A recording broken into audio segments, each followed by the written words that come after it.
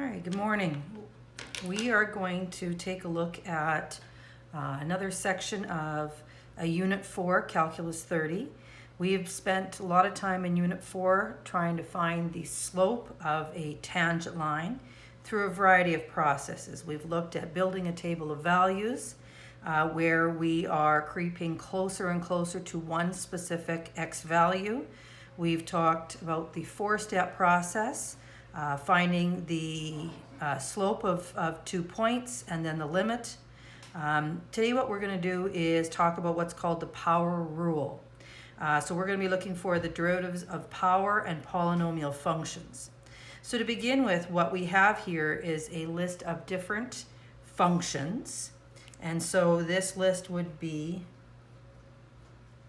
different f of x expressions that we've looked at so far. The derivative, as we talked last day about the notation, the derivative would look like f prime x or dy dx. Both of those represent the derivative, which again, remember, is just talking about the slope of a tangent line. So there is a connection between the functions that we start with and their corresponding derivatives. When you take a look at a lot of these examples, there's a pattern that is consistent with every single situation, and that's what we're going to identify to try and build what I call this power rule. So again, what we're trying to do is streamline the process. That four-step process was better than the table of values, but we can become more efficient with using this power rule. And so when you take a look at each of these functions and their corresponding derivatives, there is a pattern that connects the original function to what its derivative looks like. And if you take some time to examine each of these functions and its corresponding derivative, what you're going to notice that there is two things happening. So when we talk about this power rule, generally what you should notice, hopefully, is that the power drops by 1. So if it was x squared, power of 2, now it becomes a power of 1. In this particular example here, we're not working with the reciprocal function, but it as a power, as an exponent. -1 exponent becomes -2. It dropped by 1. What was the first part of this 7x term in this expression? The x has a power of 1, and now there is no x, so essentially a power of 0. The x to the power of 4 becomes x cubed. So those are just some examples of this first pattern that the power drops by 1. The second thing that I'm hoping that you will notice, especially for example in the first one, when that power of 2 does drop by 1, that power of 2 actually becomes a new coefficient. When you take a look at this example here, the power of 3 did drop down to a power of 2 in its derivative, but what happened to that 3? Well, it ended up being multiplied out the front. So the power on the function ends up multiplies to the coefficient. So when you take a look at many examples, we see those patterns. These two main little steps happen every time we look at finding the derivative of a function, a power function. Now, it's one thing to be able to say, I can see that pattern happening all over and over with the examples that we have here, but how can we justify that that is going to be correct in all cases? So when we take a look at a theorem here, and this is fairly technical math jargon, but essentially what they are saying here in this theorem is if we have a function that looks like this, where we have a coefficient a, we have a variable x, and n is a positive integer. When we take a look at the derivative this is what it's going to look like. So I'm hoping that you can see those two patterns that we talked about in between the original function and the derivative, that the power, what was n, is now dropped by 1, n minus 1. And where did that power of n go? It got multiplied out the front with the other coefficient that was there, a value. So if you were to look at an example that was on the previous set of examples, this matches a pattern. For example, if we had a function that was 2x cubed. 2 would be our a value, x is our variable, power of 3. Using the two rules that we talked about, that power of 3 gets multiplied out the front with the coefficient of 2. That's what happens with our power of n over here. And then the x, we see the drop of 1 when it comes to the exponent. So the derivative ends up being 6x squared.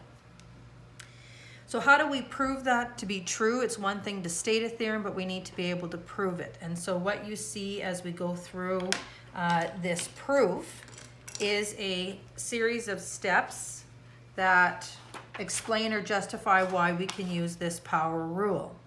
So the first thing I'd like you to notice is that we have this definition of a derivative. And so here is the definition of a derivative, which is essentially that four-step process that we talked about. So the derivative, that limit y2 minus y1 is the definition of derivative. Here what they're doing is taking this specific function that we are focusing on in our theorem and using that as our y2 minus our y1, and again that simplified h in the bottom.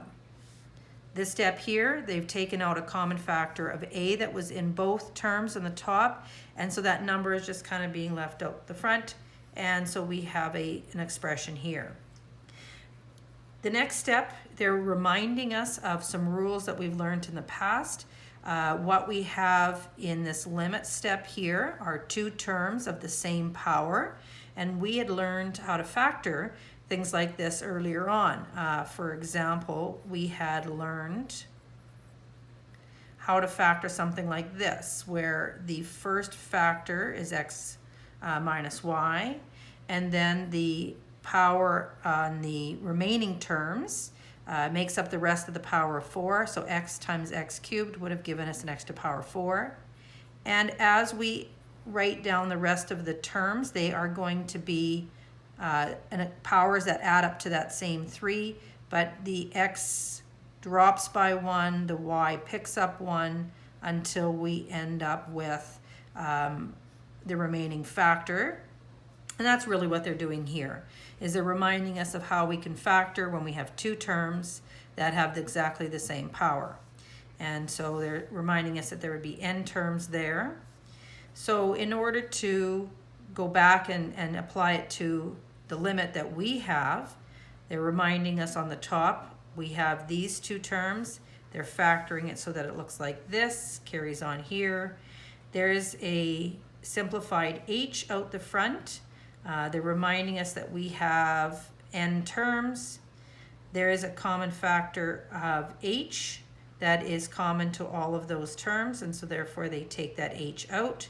And so then we have some terms here, or sorry, the h is part of the simplified factor out the front. The a is still that constant term that was there from the very beginning.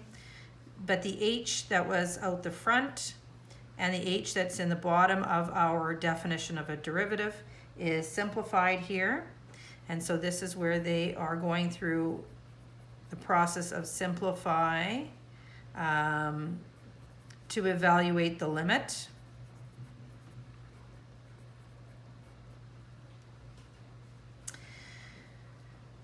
And then they go through and they actually evaluate the limit. There are, in this next step, making h equal to 0. So wherever there was an h, they've substituted in 0.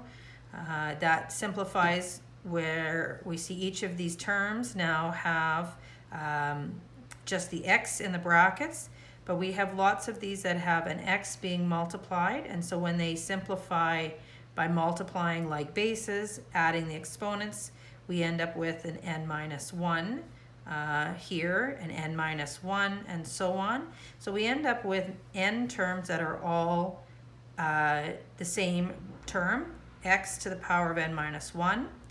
And they're reminding us again that there are n terms, so there are n terms that are all x minus 1. Now, you're not expected to be able to repeat this process. I'm just hoping that there are certain elements that you would be able to see in there that you go, I recognize pieces of this.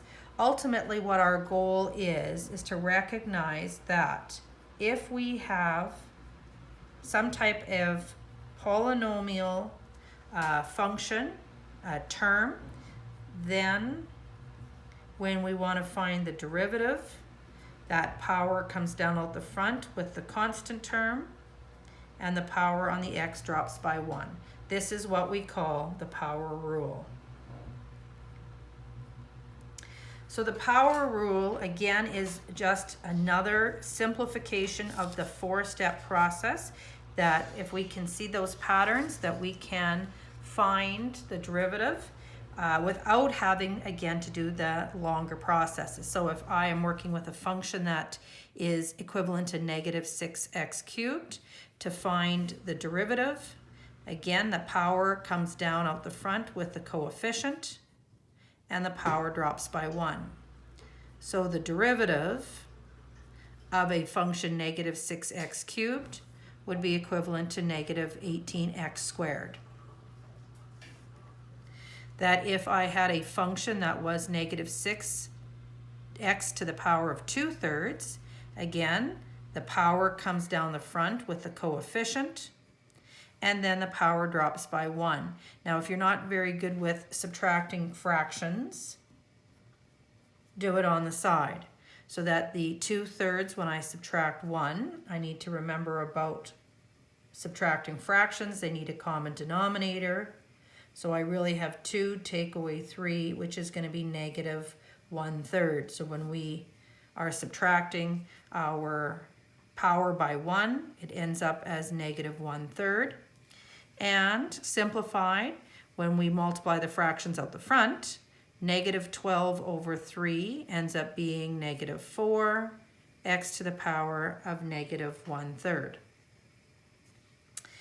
Something like this negative 6 function, remember that we have a variable x to use our power rule, but the power on the x to begin with is 0. So if I were to bring the power down, multiply it to the coefficient out the front, and the power drops by 1, we would have something that looks like this. Now 0 times anything is going to be equal to 0.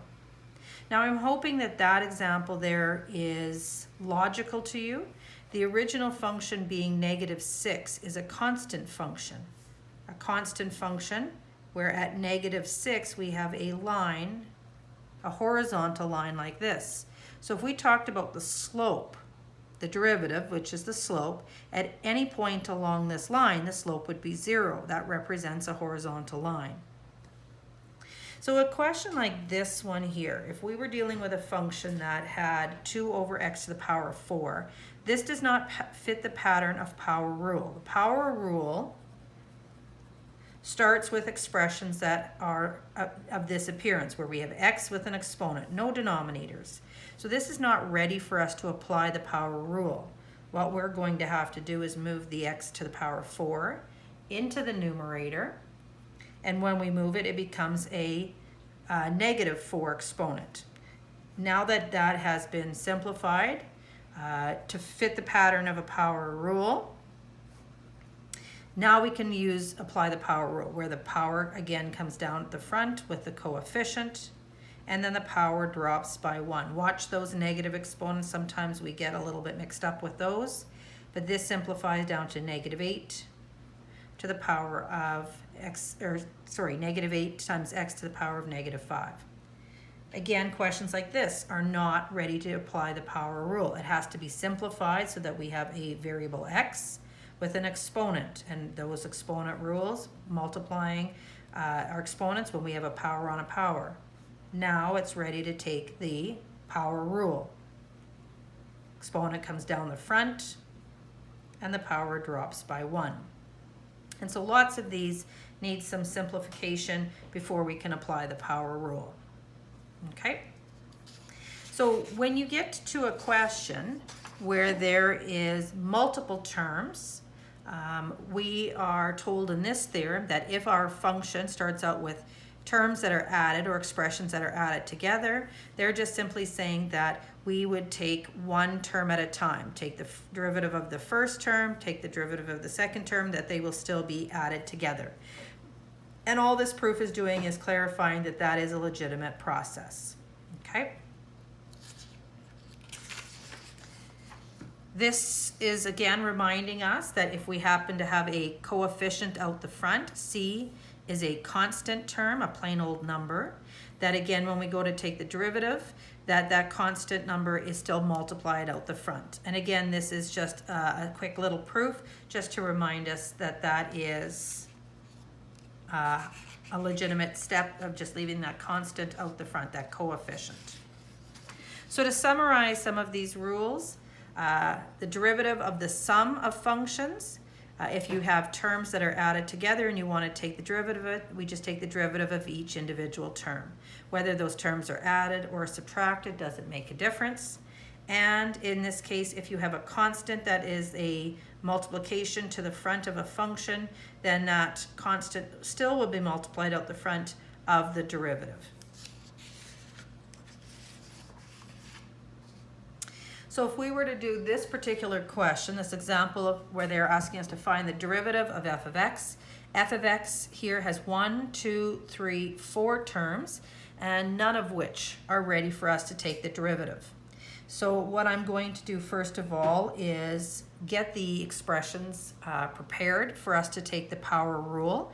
So I need to be very careful that if I am still talking about the original function, every term must be the part of the original function, just simplified.